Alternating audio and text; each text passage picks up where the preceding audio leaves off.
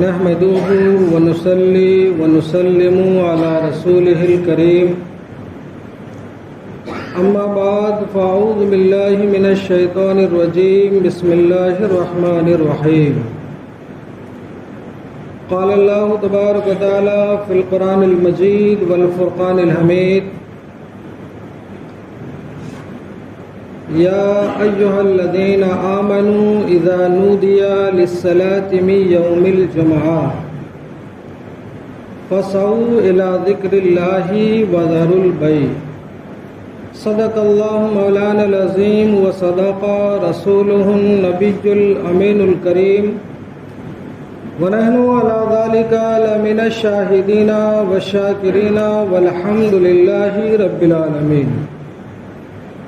معزز سامعین، آئیے ہم اور آپ مل کر سب سے پہلے اپنے آقا و مولا ارواحنا فدا حضور تاجدار مدینہ سرکار دو عالم محبوب رب العالمین رحمت للعالمین مراد المشتاقین شفیع المذنبین ہم غریبوں کے آقا و پیشوا جناب احمد مجتبی محمد مصطفیٰ صلی اللہ تعالی علیہ وسلم کی بارگاہ بے کس پناہ میں عقیدت و محبت کے ساتھ درود پاک پڑھیں۔ اللہم صلی علی سیدنا مولانا محمد وعلی آل سیدنا محمد بارک وسلم صلاۃ و سلام علیک یا رسول اللہ، صلاۃ و سلام علیک یا حبیب اللہ صلی اللہ تعالی علیہ وسلم۔ نبی اور آل نبی کی بارگاہ میں ایک دفعہ اور پڑھیں، اللہم صلی علی سیدنا مولانا محمد بارک وسلم صلاۃ و سلام علیک یا رسول اللہ، صلاۃ و سلام علیک یا حبیب اللہ صلی اللہ تعالی علیہ وسلم۔ معزز سامعین کرام، پچھلے کئی ہفتوں سے آپ نماز کے اہم مسائل پر گفتگو سماعت فرما رہے ہیں۔ آج کی میری گفتگو جمعہ اور یوم جمعہ کے تعلق سے ہے اور خصوصاً اپنے نوجوان ساتھیوں کو خطاب کرنا چاہوں گا۔ اللہ تبارک و تعالیٰ نے قرآن مجید میں ارشاد فرمایا، اے ایمان والو، جب جمعہ کی نماز کی اذان ہو جائے تو تم نماز کے لیے جلدی کرو اور کاروبار چھوڑ دو، ذالکم خیر لکم، اس میں تمہارے لیے بھلائی ہے، ان کنتم تعلمون، اگر تم جانو، اگر تم سمجھو۔ اس کے بعد پھر اللہ تبارک و تعالیٰ نے فرمایا کہ جب نماز ادا کر لو، نماز سے فارغ ہو جاؤ تو پھر اللہ کی زمین میں اللہ کا فضل تلاش کرنے کے لیے منتشر ہو جاؤ، پھیل جاؤ، یعنی روزی تلاش کرو۔ معزز سامعین کرام، جمعہ یوم جمعہ کی بڑی فضیلت ہے مذہب اسلام میں، بڑا ہی اس کا اونچا مقام ہے، بڑا ہی بلند مرتبہ ہے، اور یہ دن بڑا ہی اور دنوں میں قابل مبارکباد اور برکتوں والا دن ہے۔ یوم الجمعہ یعنی جمعہ کا دن یہ تمام دنوں کا سردار ہے، یہ ہفتے کی عید ہے، بلکہ روایتوں میں آتا ہے کہ یہ عید اضحیٰ اور عید الفطر سے بھی بڑھ کر ہے، عید الفطر اور عید اضحیٰ سے بھی بڑھ کر یوم جمعہ ہے۔ یہ جمعہ کا دن تمام دنوں کا سردار ہے۔ اس دن کا مقام آپ اندازہ لگائیے کہ خود اللہ تبارک و تعالیٰ نے اس دن کے نام کے اوپر قرآن مجید میں ایک سورت پاک کو نازل فرمایا جو 28ویں پارے میں چمک رہا ہے۔ سبحان اللہ۔ جمعہ کو جمعہ اس لیے کہا جاتا ہے کہ جمعہ کا معنی ہوتا ہے مجتمع ہونا، جمع ہونا، اکٹھا ہونا، یہ شعار اسلام میں سے ہے، یہ اسلام کی علامتوں میں سے ایک علامت ہے، یہ پہچان ہے اسلام کی مسلمانوں۔ اور یوم جمعہ کی فضیلت اللہ اکبر، ہم اور آپ اندازہ ذرا لگائیں کہ اس کی کتنی بڑی فضیلت ہے۔ یوم جمعہ میں اگر کوئی ایک بندہ ایک نیکی کا کام کرتا ہے تو ایک نیکی کے فعل کے بدلے میں اللہ اسے 70 گنا زیادہ ثواب عطا فرماتا ہے، سبحان اللہ۔ اور کچھ روایتوں میں تو آیا ہے کہ 200 گنا زیادہ ثواب عطا فرماتا ہے۔ اور تمام روایتوں میں یہ بھی موجود ہے کہ یوم جمعہ اور شب جمعہ، جسے ہم رات آج گزر گئی اسے شب جمعہ کہتے ہیں، اور آج کا دن جمعہ کا دن ہے۔ اللہ اکبر، اس کی فضیلت کا اندازہ لگائیے۔ اگر کوئی مسلمان اور مومن انسان، چاہے وہ مرد ہو چاہے عورت ہو، جمعہ کی رات یا جمعہ کے دن اگر اس کا انتقال ہو جائے، وہ مر جائے، تو جمعہ کی رات اور جمعے کے دن کی فضیلت کا عالم یہ ہے کہ وہ بندہ 3 نعمتوں سے سرفراز کر دیا جاتا ہے، اور وہ 3 نعمتیں اتنی عظیم ہیں۔ اللہ اکبر، اللہ اکبر، آپ اندازہ کیجئے جمعہ کی رات یا جمعہ کے دن مرنے والے مومن اور مسلمان کے لیے یہ ہے کہ وہ فتنہ قبر سے محفوظ ہو جاتا ہے، سوالات قبر سے محفوظ ہو جاتا ہے، اور عذاب قبر سے اسے نجات دے دیا جاتا ہے، سبحان اللہ۔ یوم قیامت تک، صبح قیامت تک قبر کے ماحول میں، قبر کے جو ہے قبر میں اسے کسی طریقے کا کوئی عذاب نہیں ہوتا۔ اگر مرنے والا مومن ہے تو انہیں ان 3 انعامات سے نوازا جاتا ہے اور اسے جو ہے عطا کیا جاتا ہے۔ یہ یوم جمعہ کی فضیلت ہے۔ جمعہ کے دن حضور نبی کریم صلی اللہ تعالی علیہ وسلم ارشاد فرماتے ہیں کہ جمعہ کی فضیلتوں میں سے ایک فضیلت یہ بھی ہے، حضور ارشاد فرماتے ہیں، اس حدیث پاک کو حضرت سلمان فارسی رضی اللہ تعالی علیہ نے روایت فرمایا، اور مسند ابن ابی یعلا میں یہ حدیث موجود ہے۔ فرماتے ہیں، نبی نے فرمایا، جمعہ کے دن جس نے غسل کیا، اور غسل ایسا کہ مکمل طہارت و پاکیزگی حاصل کیا، اور اپنے بالوں میں تیل لگایا، گھر میں رکھا جو بھی خوشبو ہے وہ خوشبو استعمال کیا، اگر توفیق و وسعت ہے تو نئے لباس، نہیں تو اچھے دھلے ستھرے پاکیزہ لباس زیب تن کیا، اور اول وقت میں مسجد کے لیے روانہ ہو گیا، مسجد میں آ کر 2 مسلمان کے درمیان جدائی نہیں ڈالا، یعنی 2 مسلمان مسجد میں بیٹھے ہیں تو انہیں دور ہٹا کر بیچ میں نہیں بیٹھا، اور نبی فرماتے ہیں کہ جو نماز ان کے لیے ہے وہ نمازیں اس نے ادا کی، اور جب امام خطبہ کے لیے منبر پر آئے تو خاموشی کے ساتھ خطبہ سنے، چپ رہ کر خطبہ سنے۔ تو میرے آقا ارشاد فرماتے ہیں کہ جمعہ سے جمعہ کے درمیان، یعنی 1 ہفتہ، ان کے سارے گناہوں کو رب اس کی وجہ سے معاف فرما دیتا ہے، سبحان اللہ۔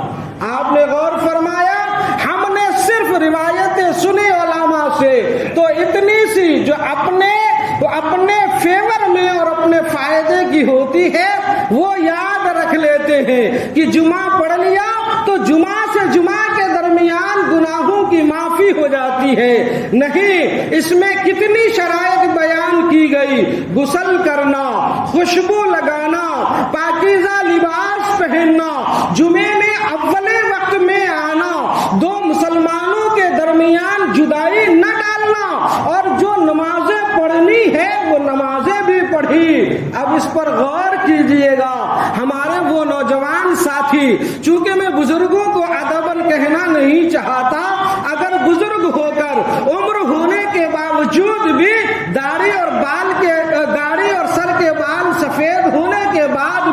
اگر بچپنا نہیں گیا تو ان سے کیا کہنا. اپنی عمر کے نوجوان ساتھیوں سے، بچوں سے، نئی عمر کے بچوں سے کہوں گا، حضور نے فرمایا جو نمازیں پڑھنی ہے وہ پڑھنا. اب وہ لوگ جو خطبے کے بعد یا خطبے کے لیے امام کھڑے ہوتے ہیں تو جناب والا تشریف لے آتے ہیں اور پھر وضو خانے میں اپنی چیمی گوئیوں میں وقت ضائع کرتے ہیں اور کاٹتے ہیں. نہ اول کی سنت مؤکدات ادا کی جناب عالی نے، اور نہ جمعہ کے بعد امام نے سلام پھیر کر مختصر سی دعا کیا مانگی کہ پھر وہ یہاں سے چلے جاتے ہیں. اب خدا جانے وہ گھر میں جا کر سنتیں ادا کرتے ہیں یا نہیں. اگر کرتے ہیں تو قابل صد مبارک باد ہے، اور اگر ادا نہیں کرتے ہیں تو میں اپنے ان نوجوان دوستوں کو دعوت دوں گا، میرے عزیزوں، اسلامی شہزادوں، ہمارے فیوچر اور مستقبل کی آن و شان اور بان اور معاشرے کی جان ذرا سمجھو تو صحیح کہ تم کدھر جا رہے ہو، تم کر کیا رہے ہو، تم کرنے کیا آئے تھے اور کیا کر کے جا رہے ہو. بس آئے اور گئے. آج ہمارے معاشرے میں ہمارے نوجوانوں کا، نوجوان تو کیا ڈھیر عمر کے لوگوں کا بھی عالم یہ ہو گیا ہے کہ ہم نے شعار اسلام کو بھی مزاج بنا کر رکھ لیا ہے، تفریح گاہ بنا کر رکھ لیا ہے، تفریح کا سامان بنا کر رکھ لیا ہے. جانتے ہیں اگر شعار اسلام کی کوئی قوم عظمت نہیں کرتا، اس کی رفعت کی حفاظت نہیں کرتا اور اس کی پابندیوں پر نہیں چلتا تو اس معاشرے کے اوپر اللہ کی طرف سے جو ہے تباہی و بربادی کو مسلط کر دی جاتی ہے. یہ جمعہ اگر کوئی تنہا پڑھنا چاہے جائز نہیں ہے، اگر یہ جمعہ کوئی الگ سے قائم کر لے درست نہیں ہے، یہ جمعہ کوئی بھی مولانا اٹھ کر قائم کر دے درست نہیں ہے. اس جمعے کی نماز کو ادا کرنے کے لیے اور قیام جمعہ کے لیے شریعت مطہرہ نے بڑی پابندیاں، بڑی شرائطیں اور بڑے ضوابط رکھے ہیں، اور پھر اس کا انعقاد ہوتا وہی لوگ جمعہ کی نماز پڑھ سکتے ہیں. لیکن آئے جمعہ پڑھنے کے لیے جناب عالی دیکھیے ابھی وضو خانے میں بہت زیادہ بھیڑ نظر نہیں آتی، لیکن جو ہی خطبے کا وقت قریب آئے گا وہ حضرات تشریف لائیں گے، وہ آئیں گے، آ کر باہر سے وضو خانے میں وہیں پر اپنا وقت ضائع کریں گے. اور اکثریت بہت سے نوجوانوں کا عالم یہ ہے کہ وہ مسجد کے احاطے میں، صحن مسجد میں تشریف ہی نہیں لاتے، وہ جمعہ کی نماز مدرسے کے صحن میں پڑھ لیتے ہیں یا ادھر جو ہے برآمدے میں پڑھ لیتے ہیں. اللہ اکبر. میرے دوستو، آپ نے کبھی مسئلہ جاننے کی کوشش کی؟ امام یہاں مسجد میں ہے اور آپ اقتدا دوسرے مکان میں کر رہے ہیں، آپ کی اقتدا درست ہی نہیں ہو رہی ہے، آپ کی نماز سرے سے ہوتی ہی نہیں ہے. ایک تو پہلے کی سنتیں نہ پڑھی، بعد کی بھی نہ پڑھی، اور اس پر ظلم یہ کہ 2 رکعت پڑھی تو وہ 2 رکعت بھی اقتدا درست نہ ہوئی.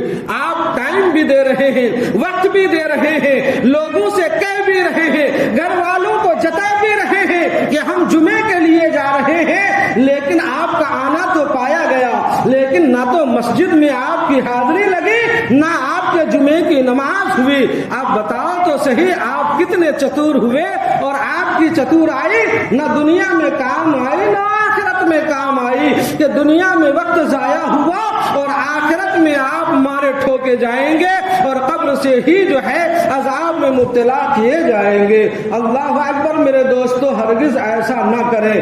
آئیے بخاری شریف کی یہ حدیث پاک ہم نے بزرگوں سے اتنی دفعہ سنا ہے، اتنی دفعہ سنا ہے کہ ذہنوں میں ازبر ہو گیا. میں ابھی عرض کروں گا تو آپ کے ذہن میں بھی حدیث لوٹ آئے گی. حضور نبی کریم علیہ الصلوۃ والتسلیم نے ارشاد فرمایا، یہ جمعہ کا دن جانتے ہو، الجمعۃ حج الفقراء، الجمعۃ حج المساکن. میرے نبی فرماتے ہیں غلاموں سنو، یہ جمعہ کے دن مساکن اور فقراء کے لیے حج کا دن ہے. سبحان اللہ، یہ حج کا دن ہے. آپ یہاں آئیے، جمعہ ادا کیجئے. اگر مال و دولت نہیں ہے، زیارت حرمین کا بار اٹھا نہیں سکتے تو مساکن کو رب یہی حج کا ہے سبحان اللہ. لیکن کسے جو اول وقت میں آئے, کسے جو نماز جمعہ ادا کرے, کسے جو اگلی پچھلی نمازوں کو ادا کرے, کسے جو جمعے کا خطبہ سماعت کرے, اسے تو نہیں کہ جو آ کر وضو کھانے میں اور وضو کھانے سے ہی واپس وہ مسجد میں ان کا داخلہ ہی نہیں ہوا. حدیث سنیے, نبی فرماتے ہیں جمعہ یوم المشہود ہے. یوم المشہود کا کیا مطلب ہوا؟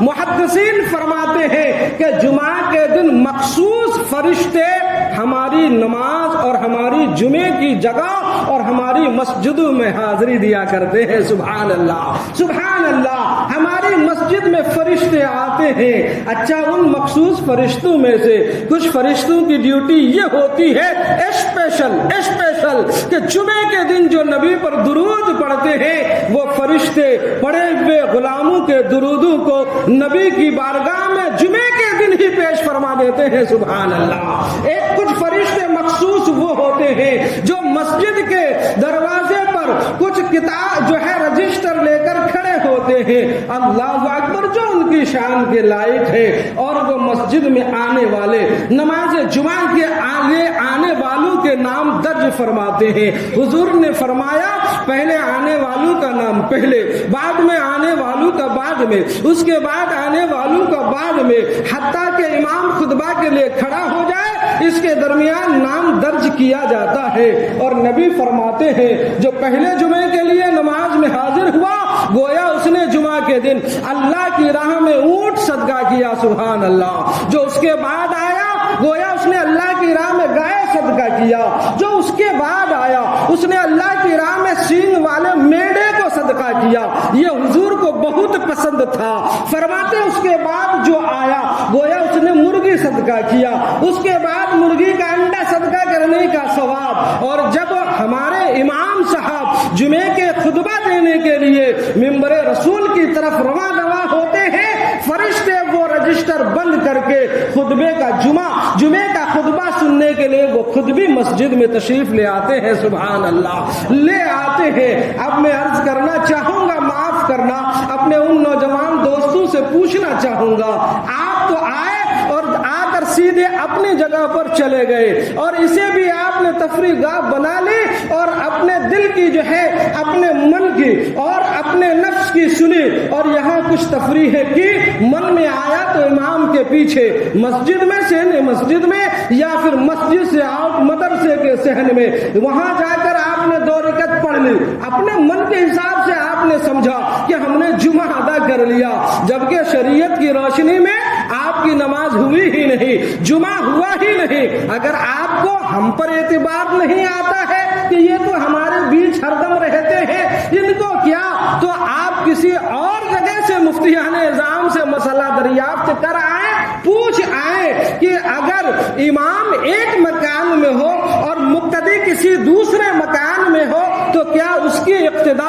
اس امام کے پیچھے درست ہے یا نہیں. تو آپ کو جواب میں یہی ملے گا کہ اقتدا درست نہیں ہے, اور جب اقتدا درست نہیں ہے تو نماز درست نہیں ہے, اور جب نماز درست نہیں ہے تو بتائیے تو ذرا. اب آپ سے میں پوچھنا چاہوں گا, آپ سے بڑے ادب سے پوچھنا چاہوں گا, آپ کا ہاتھ تھام کر بہت پیار سے آپ کو پوچھنا چاہوں گا, میرے عزیز میرے قریب آ, اور میں آپ سے پوچھنا چاہتا ہوں, آپ نے گھر سے تیاری کر کے جمعے کے لیے نکلے اور آپ یہاں آئے اور جیسا کہ میں نے بتایا بجائے مسجد یا سین مسجد میں نماز ادا کرنے کے آپ کہیں اور وقت گزاری کی اور چلے گئے. مرنے کے بعد اللہ تبارک و تعالی قیامت کے دن محشر میں احکم الحاکمین کی عدالت لگ جائے اور فرشتوں سے رب فرما دے, اے جمعے کی نماز کی حاضری دینے والے لوگوں کی حاضری لگانے والے فرشتے اور ملائکہ وہ رجسٹر لے کر آ. ٹنکاریا میں ایک مسجد مصطفیہ, وہاں کے مصلیوں کا رجسٹر لا, اس کا نام بتائیے صحیح, آپ کا نام اس رجسٹر میں کس کھانے میں نظر آئے گا؟ کیا وہاں رشوت چلے گی کہ نام گھسا دیا جائے گا؟ کیا وہاں زور چلے گا کہ نام گھسا دیا جائے گا؟ کیا وہاں رشتہ داری کا زور چلے گا کہ وہاں نام درج کروا دیا جائے گا؟ نہیں. تو بتاؤ صحیح میرے پیارے, میرے عزیزوں بتاؤ تو صحیح, وہاں آپ کیا کریں گے؟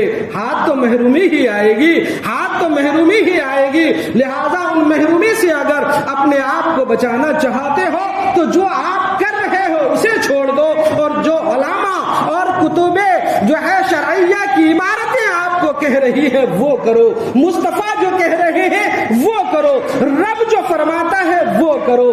اور میں عرض کرنا چاہتا ہوں, قرآن مقدس کی آیت کریمہ میں نے تلاوت کی, آپ بہت آسان یہ آیتیں ہیں, پڑھیے, ترجمہ دیکھیے. رب نے کیا فرمایا؟ رب نے فرمایا جب اذان ہو جائے نماز کے لیے فَسْعَوْا إِلَىٰ ذِكْرِ اللَّهِ, نماز کی ادائیگی کے لیے جلدی کرو, بھاگو, جلدی کرو. یعنی اذان ہو گئی, نماز کے لیے جانے کا وجوب ثابت ہو گیا. رب نے فرمایا وَذَرُوا الْبَيْعَ, خرید و فروخت, کاروبار اور معاملات کو چھوڑ دو. معلوم ہوا جمعہ کی اذان ہوئی, اب خرید و فروخت جائز نہیں ہے, دنیا کا کام جائز نہیں ہے, دنیا میں مشغولیت جائز نہیں ہے, اس کا وجوب ثابت ہو گیا.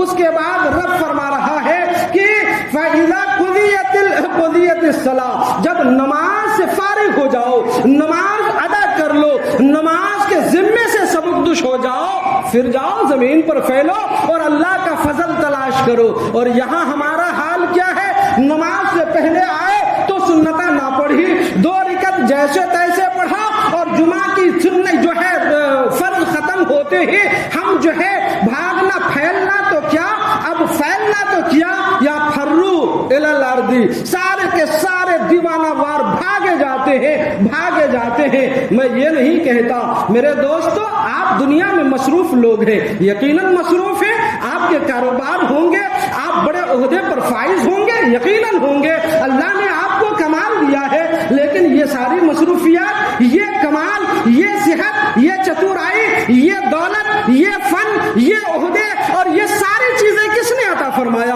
منعم حقیقی پروردگار عالم نے عطا فرمایا.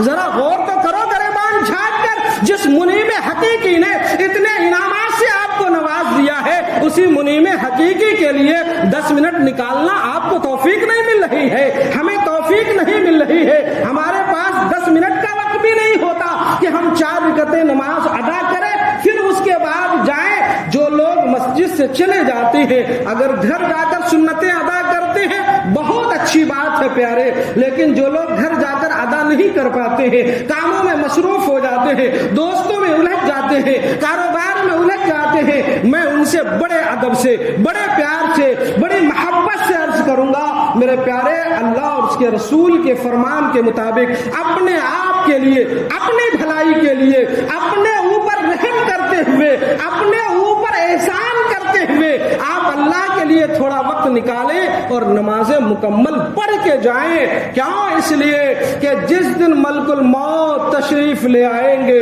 اور کہیں گے جناب علی فلاں بن فلاں, نہ تیری دولت مجھے متاثر کرتی ہے, نہ تیرا حسن مجھے متاثر کرتی ہے, نہ تیرا غم مجھے متاثر کرتی ہے, نہ تیرا خاندان مجھے متاثر کرتی ہے, نہ تمہاری طاقت مجھے مغلوب کرتی ہے, اور نہ ہی تمہارے رشتوں کی عظیم ذم غفیر کا ہونا مجھے متاثر کرتی ہے. رب کا فرمان ہے تیری روح کا پروانہ لینے آیا ہوں, چل, رب کا بلاوا آیا ہے. تو قرآن شاہد ہے, قرآن کہتا ہے ایک لمحہ پلک جھپکنے کے برابر بھی آگے پیچھے کی مہلت نہ ملے گی, اور زمین پر بے جان ہمارا یہ جسم پڑا ہوگا, اور چند ہی گھنٹے نہیں گزرے ہوں گے کہ ہمارے گھر والے, بیوی بچے, ماں باپ, بھائی بہن اور ہمارے بیٹے بیٹیاں جن کے ماتھے چومتے چومتے ہم تھکتے نہیں ہیں, وہی کہیں گے بابا جانی کی لاش جلدی اٹھائی جائے, موسم گرم ہے کہیں خراب نہ ہو جائے, موسم سرد ہے کہیں جسم اکڑ نہ جائے.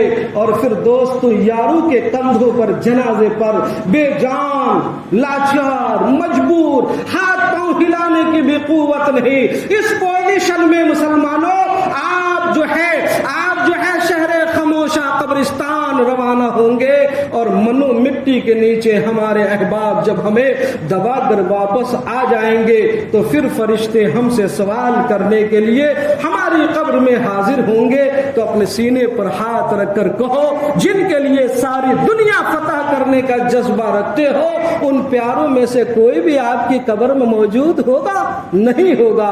ابھی تو دوستوں سے مجھے پتہ لگا ہماری قوم کا عالم یہ ہو چکا ہے، میں نے کہا نا کہ جہاں رونے کا مقام ہے آج ہم وہاں جا کے ہنس رہے ہیں، ٹھٹھیاں لگا رہے ہیں، کہے لگا رہے ہیں، اور ایسا لگ رہا ہے کہ یہ مقام عبرت نہیں، یہ مقام تفریح ہے، انجوائے کرنے آئے ہیں لوگ۔ آج ہماری قوم کا عالم یہ ہوا ہے کہ جنازے کے ساتھ قبرستان جاتے ہیں تو جنازے کے پیچھے ہنستے ہوئے نظر آتے ہیں، قبرستان میں ہنستے ہوئے نظر آتے ہیں، اور عالم یہ ہوتا کہ ہو پوچھو کہاں گئے تھے جناب فلاں کے جنازے میں، لیکن معلوم کرو تفتیش کرو تو پتا چلا کہ جناب علی نے نماز جنازہ ہی نہیں پڑھی، نماز جنازہ ہی نہیں پڑھی ہے۔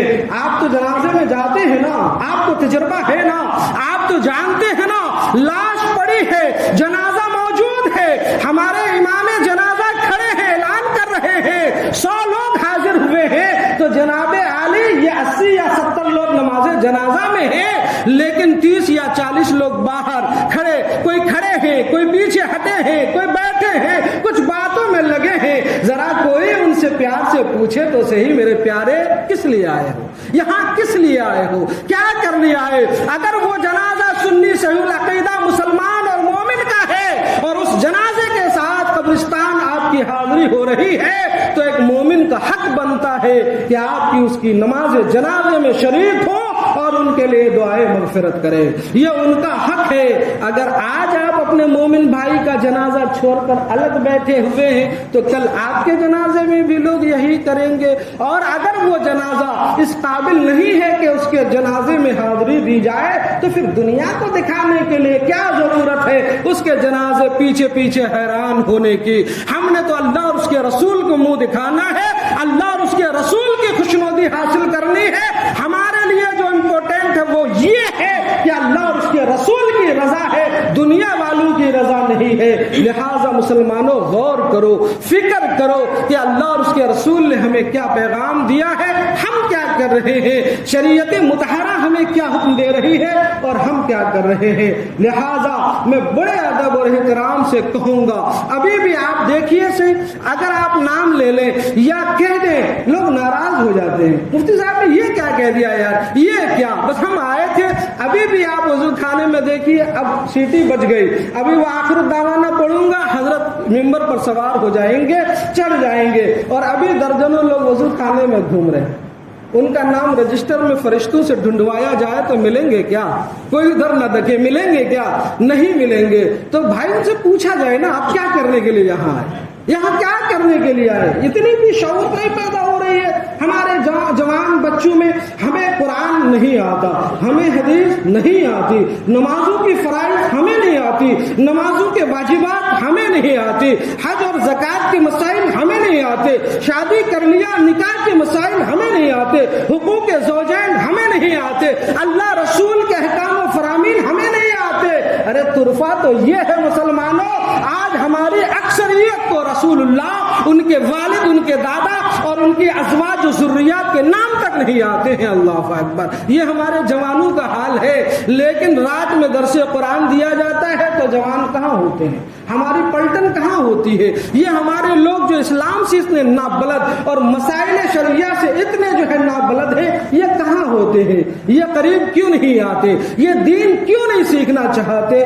اللہ اکبر، یہ قابل غور بات ہے اور قابل غور کا مقام ہے۔ لہذا ہمیں غور کرنا چاہیے، ہمیں سوچنا چاہیے اور اپنے گریبان میں جھانکنا چاہیے، کہیں ایسا نہ ہو کہ ہماری یہ غفلت اور ہماری یہ بے بے راہ روی ہمیں تباہی اور بربادی کے دہانے پر نہ پہنچا دے۔ اللہ تبارک و تعالیٰ کی بارگاہ میں دعا ہے کہ مولا ہمیں اور ہماری قوم کو، خصوصاً ہماری نوجوان نسلوں کو شریعت مطہرہ پر چلنے کی توفیق عطا فرمائے، دین اور اسلام کے مسائل جاننے سیکھنے کی توفیق عطا فرمائے، اس پر عمل کرنے کی بھی توفیق عطا فرمائے۔ استغفر اللہ ربی من کل ذنب واتوب الیہ وآخر دعوانا الحمد للہ رب العالمین۔ السلام علیکم ورحمۃ اللہ وبرکاتہ۔